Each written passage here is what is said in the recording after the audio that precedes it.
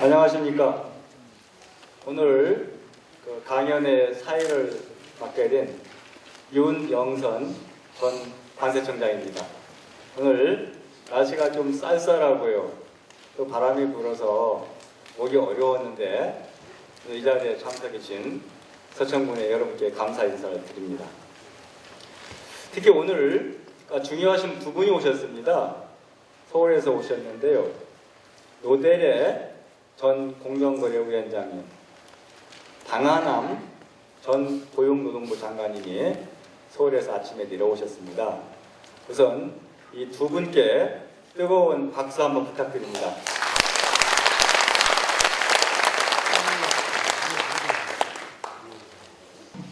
반갑습니다. 아까 들어올 때 우리 집안의 아저씨 이런 분들 다 계시고 아시는 분이 하도 많아가지고 역시 고향에 오니까 대천에 사는 것보다 더 좋다 그런 생각을 했습니다. 사실 서천, 보령 이 두 지역은 수도권과 호남권의 중간에 껴가지고 양쪽의 개발 압력이 위에서 밑으로 근데 중간에 텅 빈 이런 지역입니다. 그래서 이쪽이 실제 충청도에서 가장 낙후된 지역입니다. 오늘 또 이 대천을 가봤더니 어렸을 때 대천 지나면 대천이 굉장히 크고 번화한 줄 알았더니 뒷골목 가보니까 도친 개친이더라고요. 서천이나 대천이나 너무 낙후됐다. 참 서글픕니다.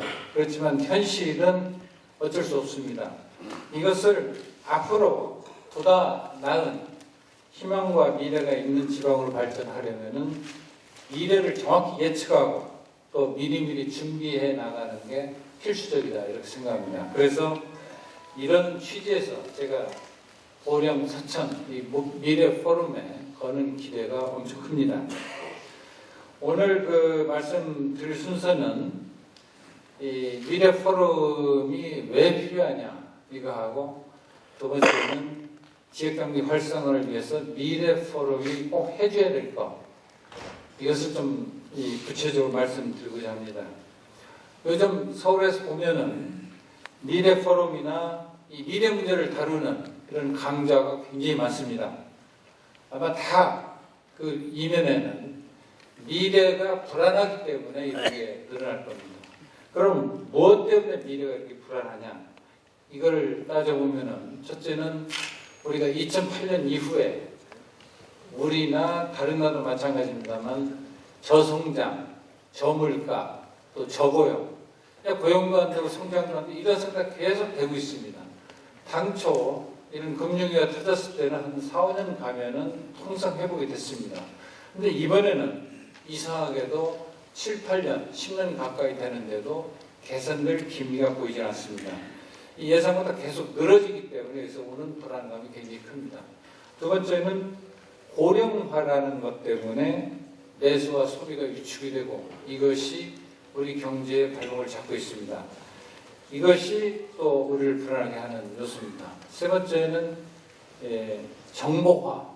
정보화 때문에 우리가 생활은 굉장히 편리해졌지만 실제 정보화를 따라잡기 위해서는 기업들이 엄청난 기술 투자를 해야 되고 정보화는 이 기술의 주기가 굉장히 짧습니다. 그렇기 때문에 10년, 15년간 새로운 투자가 일어나야 되고 그 대신 경쟁은 엄청 치열해지고 기업들의 이윤은 굉장히 박해지고 있습니다. 그래서 기업들이 굉장히 경영하기가 어렵다. 이게 또 하나의 요소입니다. 네 번째는 다 잘 아시는 경제사회 각 부분에 가진 사람 없는 사람의 격차가 굉장히 커지고 있습니다. 이 양극화 현상 때문에 굉장히 불안해하고 있습니다. 근데 이 중에서 특히 고령화 문제는 우리가 눈여겨서 봐야 됩니다. 우리나라가 1971년에는 한 해에 95만 명이 태어났습니다. 근데 지금은 약 45만 명, 반도 못 미칩니다. 또 우리가 일생을 살면은 소비 지출이 가장 많은 나이가 47살에서 48살 때입니다.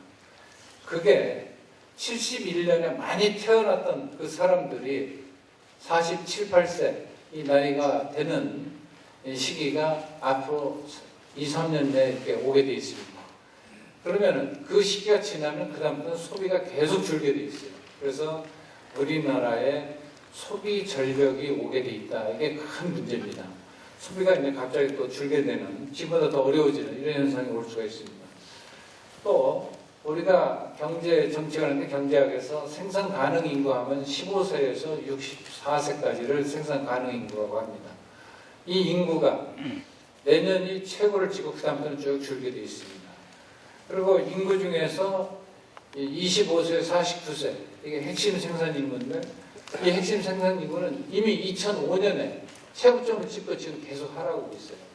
그러니까 핵심이 빠지니까 지금 경제가 소비 능력도 줄고 이렇게 가고 있는 겁니다. 또 우리가 지금 제일 걱정하는 이 출산율이 1.18명으로 나옵니다. 그러니까 이 가임 여성 1인이 낳는 그 아기가 1.18밖에 안 되기 때문에 그래서 인구가 계속 준다는 겁니다.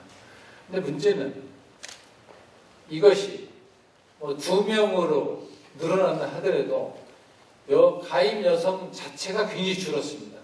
2명이 늘어도 옛날에 그 수준으로 가려면 앞으로 3, 40년은 더 걸린다. 이런 게 추정이 되고 있습니다. 그래서 이런 우리가 말로만 하던 고령의 문제가 우리 옆에 현실로 다가와 있는 겁니다. 그런데 여기서 제가 미래 포럼은 그래서 이제 불안감 때문에 미래 포럼이 이게 자꾸 탄생을 하는데 서울에서 많은 것과 달리 저는 지방에서 오히려 이게 더 중요하다 이렇게 생각을 하고 있습니다. 왜냐하면은 우리나라 재정 상황이 지난 3년 동안 계속 세수 격차, 그러니까 당초 이만큼 세금을 거치자는 그래서 계속 덜 거치고 있습니다. 그것 때문에 재정 적자가 계속 쌓이고 있습니다. 지금 3년 동안 내리 재정 적자가 되고 재정 적자폭이 계속 커지고 있습니다. 이런 상황에서 중앙정부에 의존해서 지방을 발전시키는 건 사실상 현실적으로 불가능하다 이렇게 생각합니다. 그래서 스스로 자립심을 키우고 어떻게 우리를 개척해 나갈지 이게 필요하다고 생각합니다. 또 하나는 지방에는 고령 인구가 굉장히 많습니다. 비중이 서울보다 훨씬 높기 때문에 아마 앞으로 복지비나 의료비 지출이 지방에서 늘어날 수밖에 없습니다. 연구를 보면은 남자는 64세, 여자는 66세 이후에 평생 필요한 의료비의 반을 그때 지출합니다. 제가 봐도 저희 어머니도 오셨습니다만은 어머니도 지금 계속 의료비 지출 뭐 돈 안 내고 가는 것 같지만 그게 다 누군가 다 지출을 하고 있는 겁니다. 이렇게 가게 돼 있습니다. 어떤 경우는 돌아가시기 3년 동안에 평생 버는 걸 다 쓰고 가시는 분도 많이 있다고 합니다. 그리고 앞으로 또 부동산 시장도 지방으로 갈수록 타격을 많이 받게 돼 있습니다. 일본에서 연구한 결과를 보면은 주택가격 하락세가 대도시보다는 중소도시와 농어촌이 훨씬 주택가 하락폭이 큰 걸로 나타나고 있습니다. 아마 우리나라도 지금 일본 상황하고 비슷하게 따라가고 있기 때문에 이런 것은 남의 문제가 아니라고 봅니다. 그렇지만 우리가 그렇게 체념만 할 것이냐? 그건 아니라고 봅니다. 지방의 미래가 그렇게 어둡지만은 않습니다. 오히려 하기에 따라서는 지방에 오히려 더 발전할 기회 요인이 더 많다고 봅니다. 농업은 제가 보니까 인류가 있는 한 없어질 수 없는 산업입니다. 뭔가를 먹어야 되니까 꼭 필요한 산업이죠. 그래서 월스트리트에 유명한 투자가 짐 로저스라고 있습니다. 몇 년 전에 서울대학교 와서 연설을 하는데 학생들한테 너네들 뭐를 이렇게 여기 와서 공부를 이렇게 하느냐. 그랬더니 다 투자은행 가서 근무하고 뭐 월급 많이 받는 데 가서 하려고 이런다. 그렇게 얘기하니까 이 사람 답이 투자은행은 언제 망할지 모른다. 그렇지만 농업은 영원한 거다. 너네들 농촌으로 돌아가라. 안전한 데 가서 투자하는 게 최고의 수익을 얻는다. 이렇게 얘기를 하고 있습니다. 여하튼 건강에 좋은 식품, 식량은 여하튼 그 수요가 영원하다고 봅니다. 또 이 지방으로 귀여 인력이 계속 늘고 있습니다. 지금은 이 서울에서 이 지방으로 내려온 사람이 옛날에는 굉장히 서울에 실패한 사람이 내려오고 그랬지만 지금은 그렇지가 않습니다. 이제 어느 정도 부를 축적하고 웰시 실버라고 합니다. 부유한 노인들이 내려옵니다. 이걸 또 많이 유치할수록 그 지역의 경제가 살아납니다. 지금 사실 서천군의 인구는 지금 옛날에는 뭐 70년대 보면 한 15만까지도 갔습니다. 지금 한 5만 9천 수준인데 5만 9천 수대 다행히 지금 정체가 됐습니다. 이게 계속 줄면 계속 문제를 유발하는데 이제는 정체가 됐기 때문에 앞으로 이 수준에서 관리를 잘해서 이 수준을, 삶의 수준을 자꾸 높여가는 쪽으로 정책을 하는 게 굉장히 중요하다고 봅니다. 그렇지만 지방에 이런 기회 요인이 많다고 그래가지고 그냥 가만히 있으면 모든 지방이 다 똑같이 발전하는 그렇지 않습니다. 구슬이 서말이라도 깨어야 보배입니다. 그래서 우리가 어떻게 이 기회를 잘 활용하느냐가 현재 과제라고 보겠습니다. 그래서 미래에 대한 밑그림을 잘 그려서 정책을 잘 추진해 나갈 때 서천군이 계속 발전하고 우리의 장래가 보장이 된다고 생각합니다. 기초가 부실한 상태에서 벽돌만 한만 쌓아봐야 튼튼한 집이 나오는 게 아닙니다. 정책은 살아있는 생물입니다. 상황이 변하고 여건이 변하면 거기에 맞게 정책도 변화시켜 나가야 됩니다. 이런 상황이기 때문에 제가 새로 출범하는 고령서천 미래포럼에 저는 기대가 무척 큽니다. 서천 지역 경제를 활성화시키기 위해서는 이 포럼에서 좋은 제안을 하고 정책을 잘 검토해서 내놓는 것이 굉장히 중요하다고 합니다. 그래서 앞으로 포럼이 뭘 했으면 좋겠는지 몇 가지 제안을 드리겠습니다. 첫째는 정책의 밑그림을 잘 그려서 기초를 든든하게 다져주기를 바랍니다. 다행히 이 포럼의 운영위원장을 윤영선 전 청장이 맡는다고 합니다. 사실 윤 위원장은 저하고 고등학교 동문이고 또 행정고시 동기입니다. 그래서 재무부 기획재정부에서 한 30년 이상을 같이 일을 했습니다. 사실 제 정부에서 가장 조세 정책의 최고의 전문가입니다. 그런데 잘 아시겠지만 조세 정책은 현실 경제에 대한 이해가 없으면 정책을 할 수가 없습니다. 또 하나는 조세 정책은 다른 정책의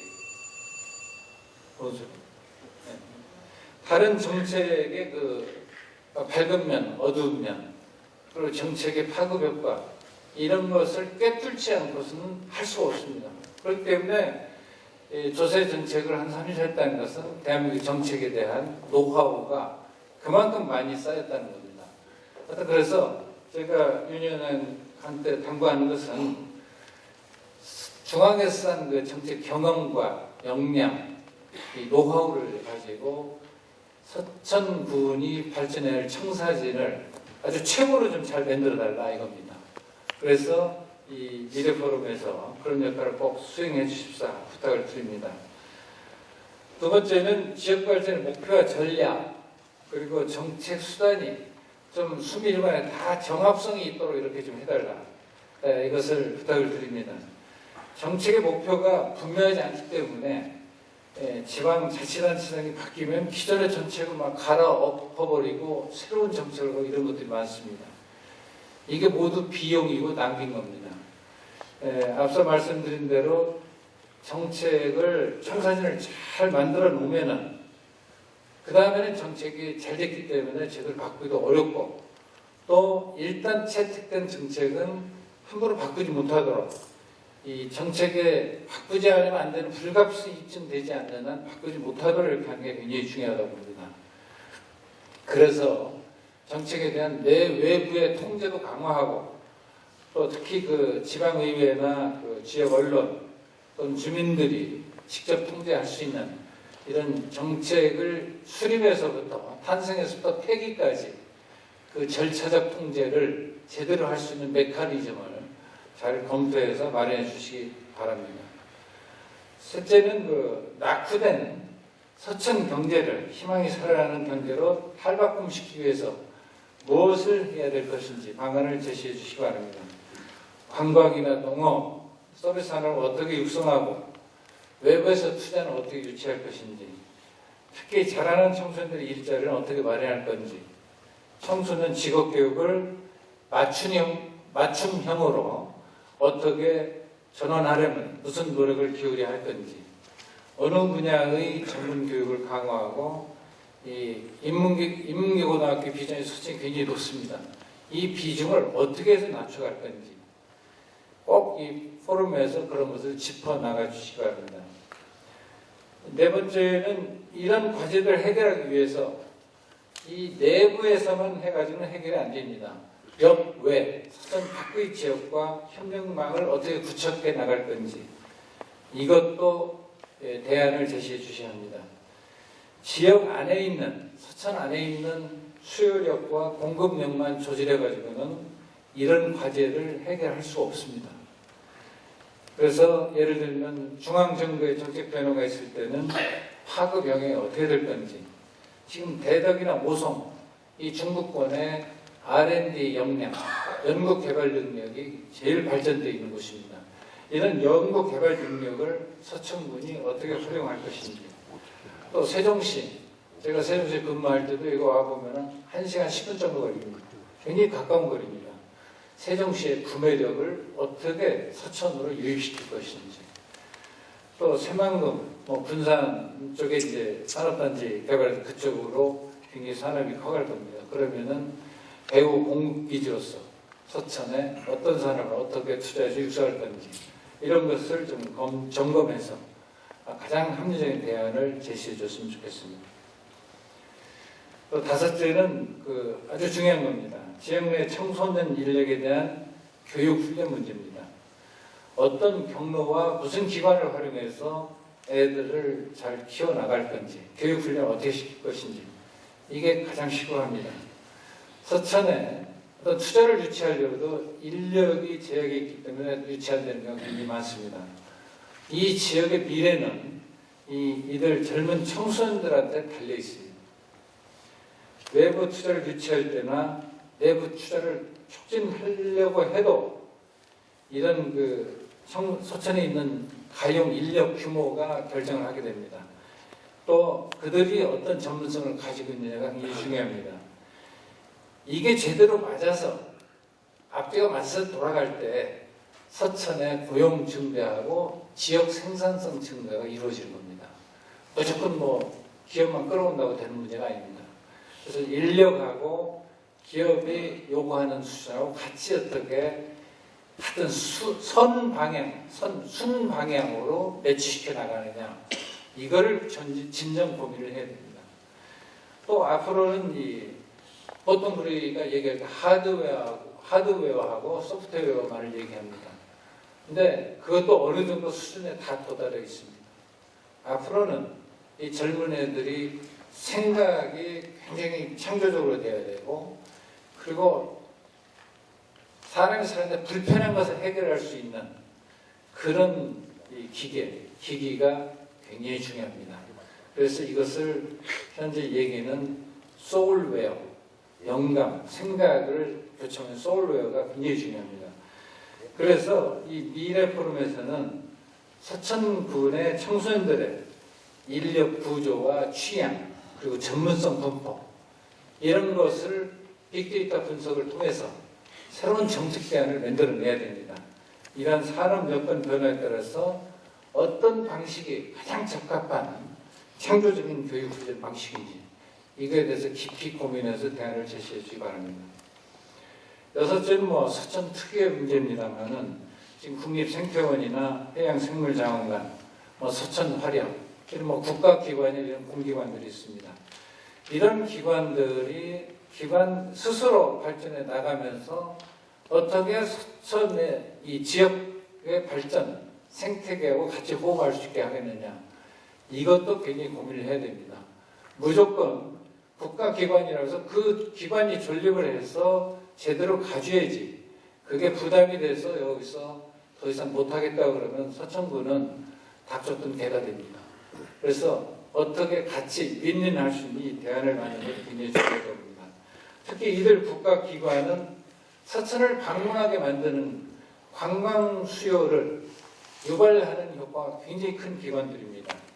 그리고 또 바로 가까운 부여에 백제 관광 단지도 있습니다. 그래서 이런 것들을 다 묶어서 어떻게 사계절이 숨쉬는 관광 지역을 만들 건지, 또 서천에도 관광 자원이 굉장히 많이 있습니다. 사실 천방산에 있는 뭐 성지, 순례지나 월남 이상대 선생님, 또 목은 이색 사당, 이런 것들도 하나의 자원입니다.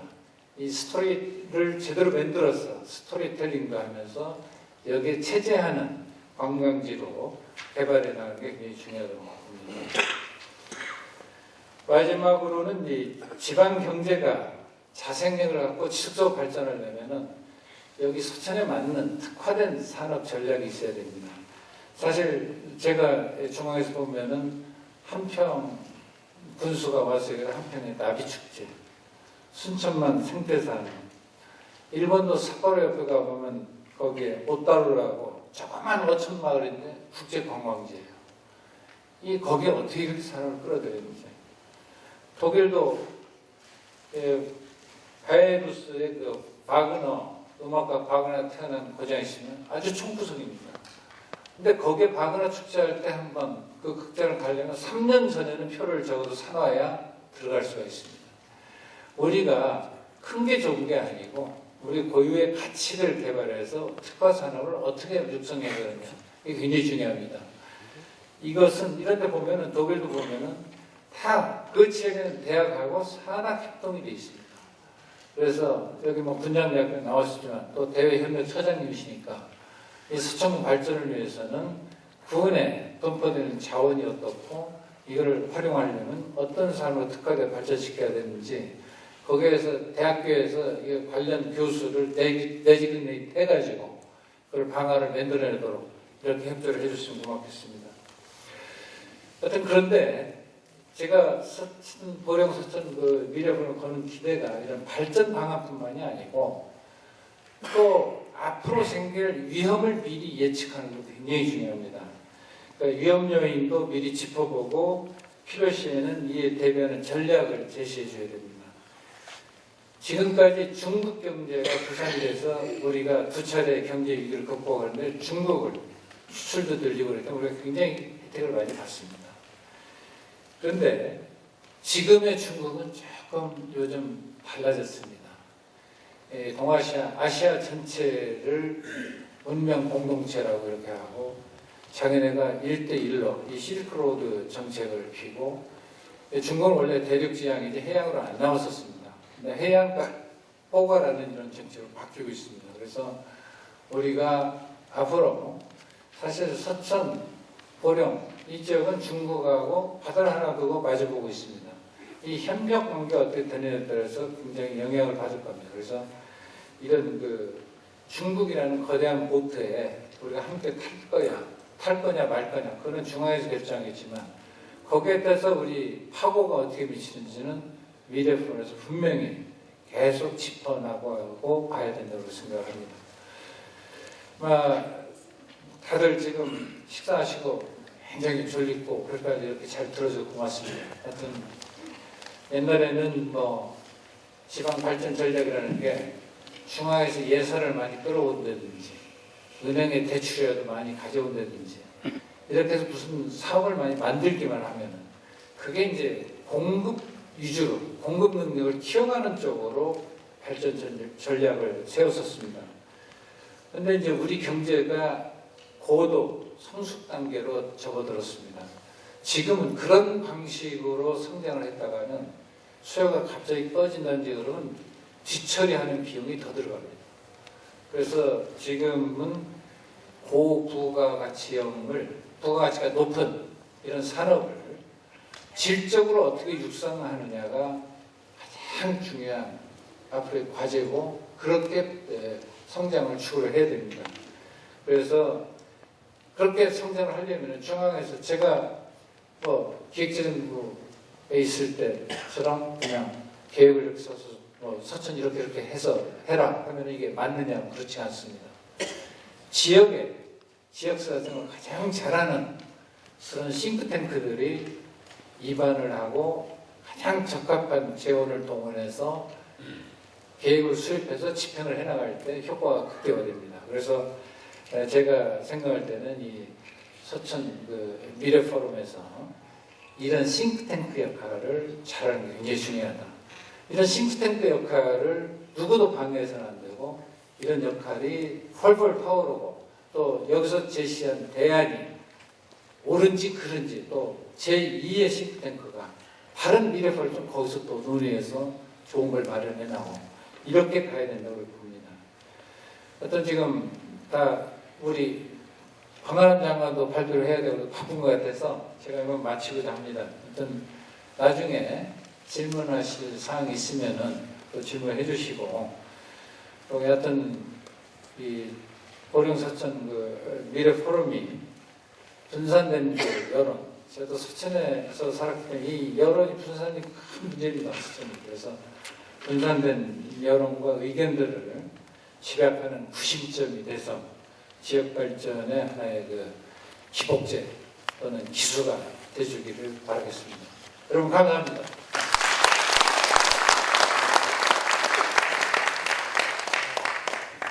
다음 강사를 소개해 드리겠습니다.